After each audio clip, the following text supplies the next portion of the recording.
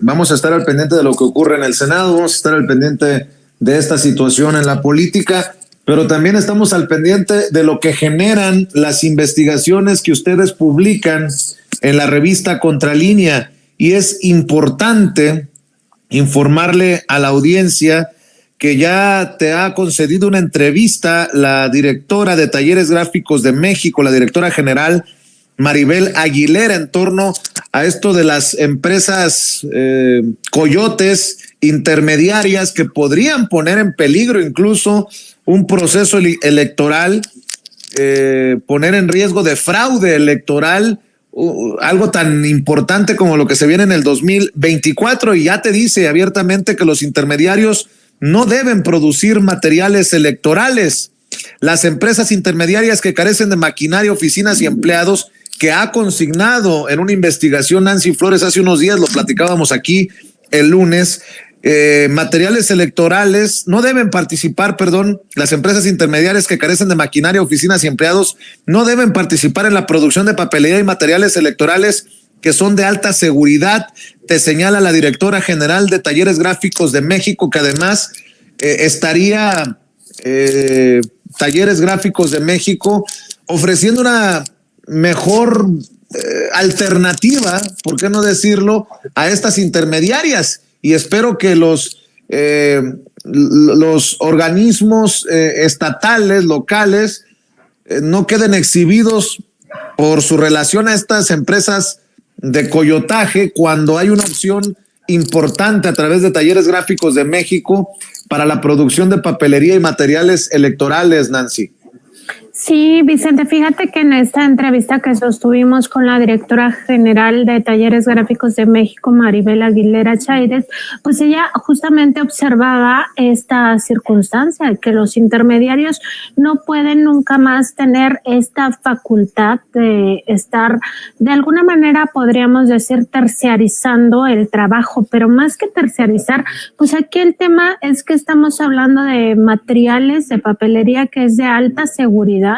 que de hecho se considera un tema de seguridad nacional, todo esto de los materiales electorales, porque incide directamente en la democracia. Y entonces le consultábamos, pues justamente porque ellos también tienen un estudio, un análisis, donde se estaría confirmando esta información que ya había adelantado la revista Contralínea, de que al menos 3 empresas son coyotes, que se dedican al coyotaje, que no es otra cosa que esta intermediación, es decir, sus empresas son de membrete, no tienen oficinas, no tienen empleados, no tienen maquinaria, pero sí obtienen pues los contratos multimillonarios. Ya el lunes lo dábamos a conocer aquí en esta mesa de investigación Contralínea sin censura, de cómo revisamos los portales de obligaciones de transparencia de los OPLES, estos organismos públicos locales en materia electoral, y encontramos en este rastreo que hicimos 43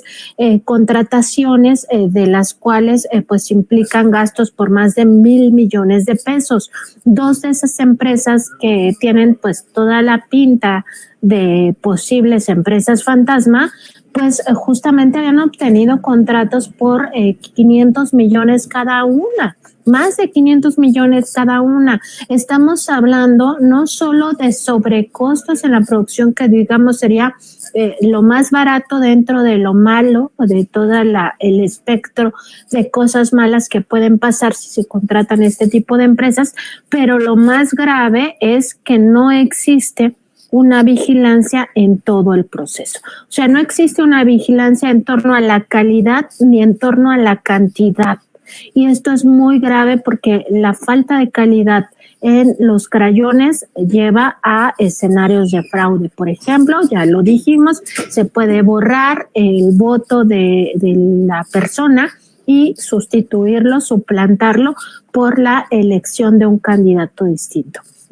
La falta de calidad en por ejemplo, la tinta indeleble con la que se marcan los pulgares puede llevar a otro escenario de fraude donde las personas son contratadas para ir de casilla en casilla, claro, con la manipulación. Esto es un poco más sofisticado, la manipulación de los padrones electorales, que también se ha dado en su momento, y ir a votar pues por el mismo candidato que quieren que gane, y es una nueva imposición de personas que el pueblo no quiere. Pues la cantidad, si no hay una regulación, si no hay una vigilancia sobre la cantidad, pues se puede dar otro escenario de fraude que ya lo conocemos también, que son las urnas embarazadas, porque hay una sobreproducción de boletas. Entonces, todos estos escenarios impactan directamente en la democracia, y eso es lo que no puede quedar ya en manos de estos intermediarios nunca más, Vicente, porque la democracia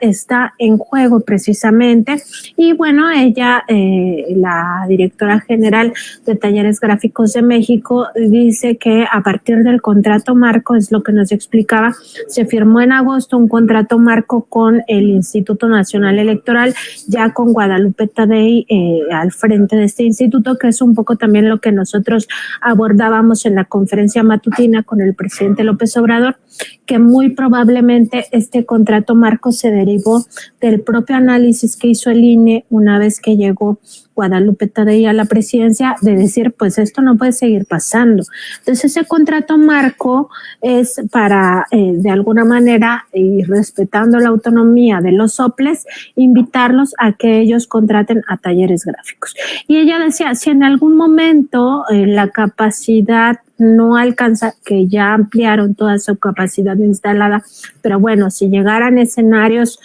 donde se tiene que no subcontratar, porque eso también nos dijo, Talleres Gráficos no subcontrata a nadie, sino más bien generar maquila con otros y todo supervisado, pues que sean empresas con todas las de la ley, empresas sin ninguna, o más bien sin irregularidades. Y en ese contexto, decía ella, se cierra la puerta a los intermediarios, por lo menos a partir de ese contrato marco, y si los institutos electorales estatales se apegan a ese contrato marco. ¿Qué va a pasar con los estados que no han respondido? Pues que puede generarse todavía este desastre electoral, porque justamente el INE no está haciendo su parte de presionar a estos institutos y que no queden hacia la deriva. Es importante también pues advertir que esta sugerencia que hizo el presidente habrá que darle seguimiento de si la Fiscalía General de la República va a empezar pues a hacer algunas carpetas de investigación desde la FICEL, esta Fiscalía Especializada en Atención a Delitos Electorales, pues para que estos escenarios de fraude no se posibiliten. Y yo quería nada más, Vicente, retomar algunas de las palabras que dijo hoy el presidente López Obrador en torno a los fraudes electorales, porque él decía primero que la democracia no es lo mismo para los pobres, para el pueblo en general, que para los ricos. Y él decía, la democracia es pues una forma, o más bien no una forma, sino decía que la democracia es para los pobres la esperanza de una vida mejor, de una vida pues con, digamos, con posibilidad de tener esperanza y de tener bienestar. Y contrario pues al rico, ¿no? El rico generalmente es el que impone a las personas por la vía del fraude, a los gobernantes. Y el presidente López Obrador también decía algo que me parece muy importante, esta reflexión que quizá nos pueda pasar de noche, pero él decía que qué hacer después de un fraude electoral desde el punto de vista de la izquierda y desde el punto de vista de su propia experiencia, porque habló justo desde las primeras veces, ¿no? Y él decía, porque además de que hacen el fraude electoral, después la carga, toda la carga, se la dejan al defraudado, es decir, al movimiento, a la persona a la que le hacen el fraude, pero en general al pueblo y al movimiento. Y él pues explicaba un poco que el camino siempre tiene que ser pacífico, y esta frase pues ya la ha dicho en otras ocasiones, que los líderes no tienen derecho a poner en riesgo a las demás personas, pueden poner en riesgo su propia vida, pero no la vida de las demás personas. Y él mismo cuestionaba esta parte y que me parece muy, muy relevante, Vicente, donde él decía que pues además de forma muy desastrosa, quienes hacen el fraude le echan la responsabilidad a los defraudados. Literalmente él decía que si el líder, el dirigente, pues ya deja de movilizarse, entonces empiezan con la sospecha desde los propios que hicieron el fraude de ya llegó a un arreglo, ya le llegaron al precio, pero además si se moviliza y hay violencia, empiezan a endilgarle que irresponsable y que violento. Entonces él decía qué hacer ante los fraudes, porque además de que hacen fraude o hacían fraude, el defraudado tiene que buscar la salida. Dice él, pues que para que no se desborden los movimientos, no haya violencia, no haya represión, que todo sea de manera pacífica, pues justo hay que buscar esa forma de actuar pacíficamente y sin riesgos para los demás. Entonces hay que comprender que esto es mucho más allá, Vicente, de que si las empresas ganan más de lo que deben, si cobran más, si hay sobrecostos, porque eso, digamos que dentro de todo el panorama de las cosas que están mal, sería lo menos malo, que ya de por sí es malo que se dañe al erario de la nación. El fondo es la democracia, el riesgo que se padece